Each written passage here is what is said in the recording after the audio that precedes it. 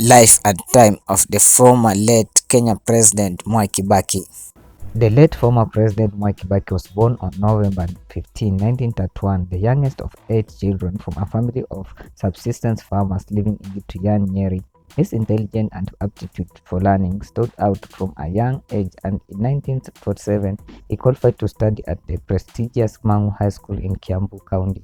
His star continued to rise in academic circle after he was awarded a scholarship to Uganda renewed Makerere University in 1921.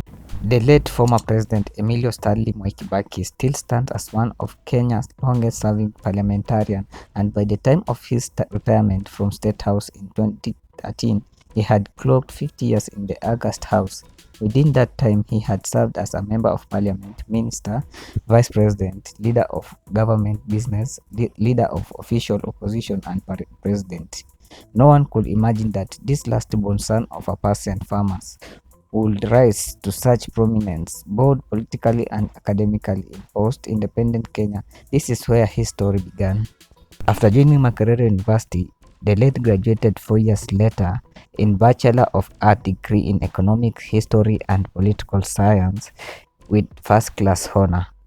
Whilst there, he also served as the vice chairman of the Makerere Student Guild between 1954 and 1955. Mwai Kibaki then received a scholarship to study at the London School of Economics from 1955 to 1958, where he excelled in economic and public finance, graduating with distinction. Upon his return to East Africa, the late then served his alma mater, Makerere University, as an assistant lecturer in the Department of Economics from 1958 to 1960. In 1960, Kibaki left Makerere University and joined the Kenya Africa National Union KANU party as he sought a greater impact in national politics. After Kenya gained independence in 1963, he won a seat in the National Assembly for Donholm constituency, now Makadara, in Nairobi County.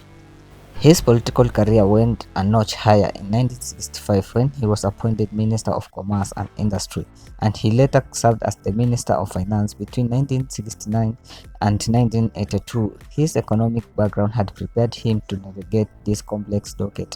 Kibaki was appointed Vice President when Daniel Arap Moi rose to the presidency upon the death of Jomo Kenyatta in 1978. In Moi's cabinet, he was initially entrusted with the finance portfolio, but Kibaki increasingly found himself at odds with the president Daniel Arap Moi, and in 1988 he was replaced as the vice president by Josephat Karanja and transferred to the Minister of Health. No reason was given for this dismissal. During this time, civil unrest was increasing among people, and fierce opposition to Moi's oppressive policy forced a repeal of the constitutional act that had installed a one-party rule for KANU.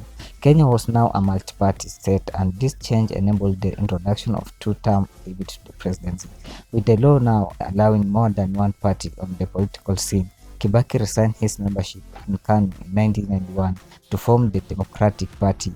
In 1992 and 1997, he challenged and competed President Moi at the ballot, and both times he lost. In 1998, he became the official head of the opposition. By this time, it was clear that Moi would constitutionally not be able to be for another term, and Kenya would have a new president from the year 2003. In September 2002, Kibaki joined a group of notable politicians, including Raila Odinga, Charity Ngilu, and Michael Wamalwa, in forming the National Rainbow Coalition (NAC), a multi-party alliance that nominated Kibaki as its presidential candidate. A few weeks before the election, Kibaki was involved in a car accident and suffered serious injuries. Although he was confined to a wheelchair, he continued his campaign and easily defeated Moi's chosen successor, Uhuru Kenyatta. In parliamentary election, NAC routed the ruling KANU, which had dominated Kenya since the country's independence. After 24 years, Kenya had a new leader. President Mwai Kibaki and his team moved with haste to begin to implement some of the election plans they had made, including reviving the economic and tackling rampant corruption, especially in the public service. But talking about that, you will do the and implementing them were two completely different matters, especially when when transition was still underway. Significantly, economic change were implemented by Kibaki during his first term as president. However, the endemic corruption that he had promised to fight during his election campaign remained rampant.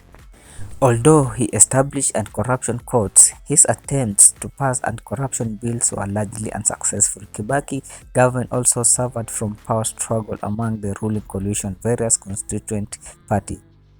This tension increased as lawmakers struggled to draft a new constitution, which Kibaki had promised during his campaign.